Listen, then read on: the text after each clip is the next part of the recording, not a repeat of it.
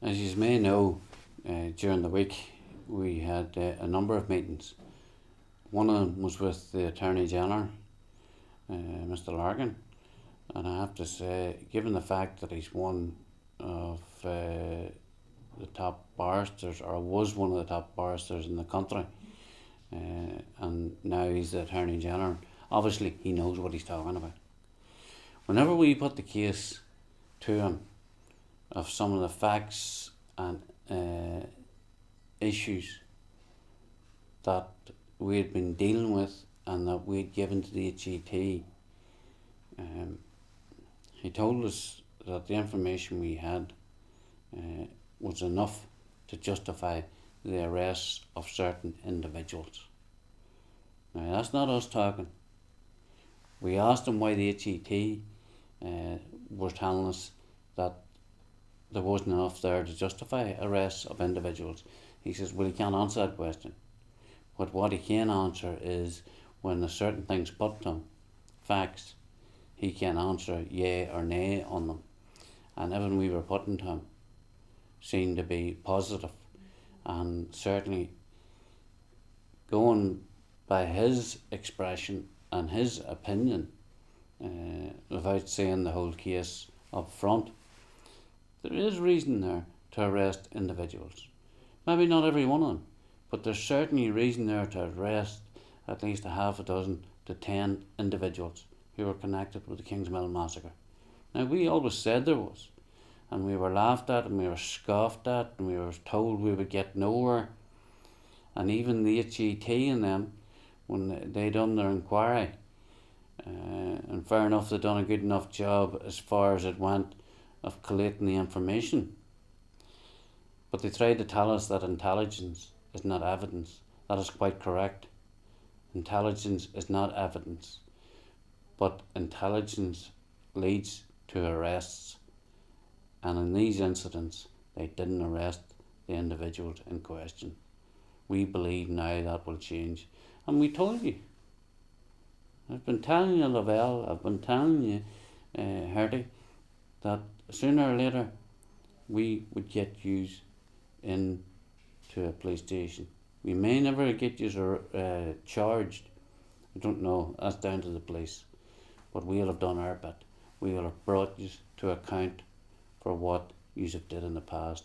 And then people will know exactly who you are and what part you played in the Tullivans, in the Kingsmills, in the Willie Maitlands, in the Bertie Frasers, the Joe McPorters, Robert McConnell. There's that many names, you'd be here half the day reaming them off.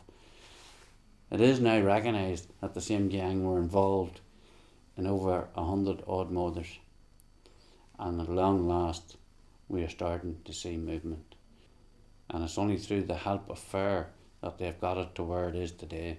And we will make sure that these people are followed up, no matter what part of the world they're actually in now.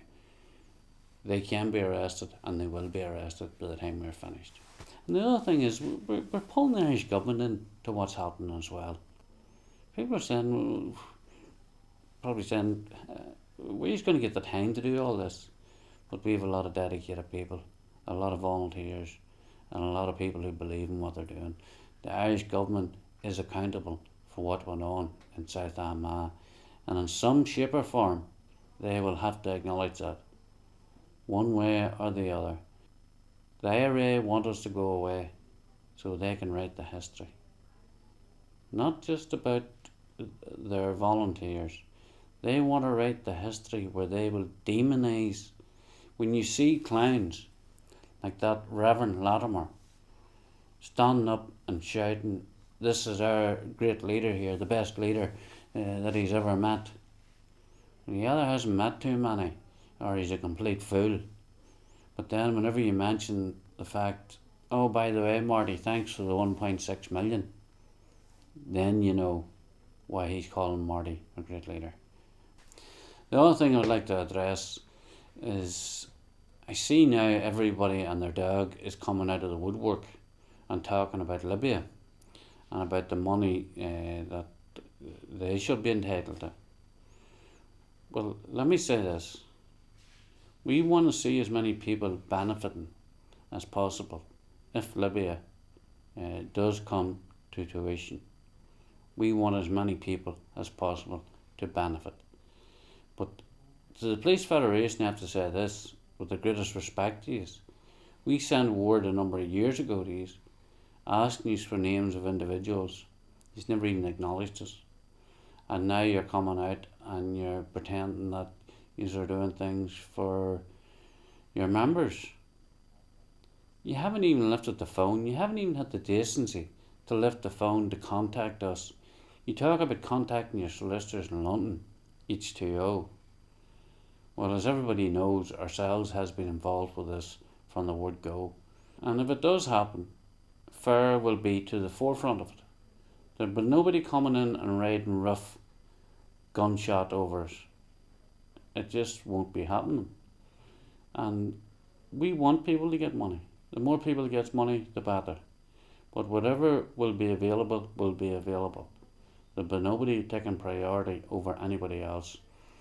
And the Police Federation has come out and made it quite clear that they want officers included. And so did we. But if they'd have come in behind us at the start and helped us then, they could have done a lot more good. But the question I want to ask now, where is the men shouting for the UDR? Where is the people rolling in behind the UDR soldiers and the British soldiers? Who's supporting them? Who's calling for them to be compensated? Well, see, we haven't forgot about them. And we will be looking into their situations as well. And if they can be helped, we will make sure that they will be helped. And before anybody comes back with some smart remark, Willie Fraser's name is not on this writ. It never was on the writ. Because I wouldn't put it on, because I know there's individuals out there who is that vindictive that would say that Fraser is only in this for the money. Well, there's no money with my name on it. I can assure you of that.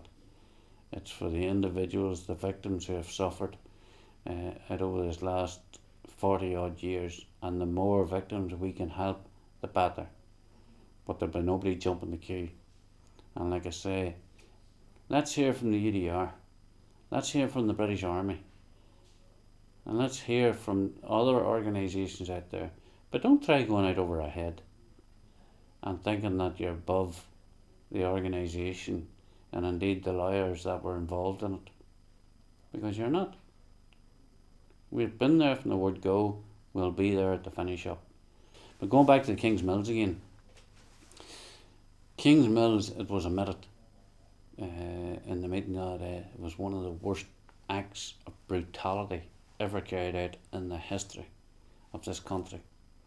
Whenever you put all the other issues alongside it, the Raymond McCreish that these people want to put on a pedestal, that Raymond McCreish that they had the parade about a week ago or a fortnight ago, where they were portraying him as some type of hero.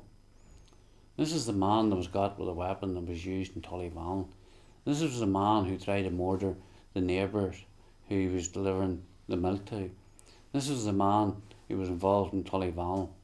This is the man who was involved in kidnap and torture, brutality. So not only was he involved in mass murder, but he's also involved in brutality. And this is what the Republican movement have nominals. Sit down and think about it. The Republican movement had nothing else. They need to glorify the hunger strikers, because what else can they glorify? Jerry Adams says he was never in the IRA for a start off, so they can't glorify him because he wasn't in the IRA. They have to glorify the hunger strikers. Well, look at the book where we put all the facts, collated all the evidence about what these men done. They're no better than common criminals. That's all they were. Some of them burned warehouses down, furniture stores and things like that there. Yeah. But McCreish, he's the one with the blood dripping off his hands. That's what should be on the photographs in the papers. McCreish's hands dripping in the blood of the Protestant community. And indeed, one or two Catholics as well that he murdered.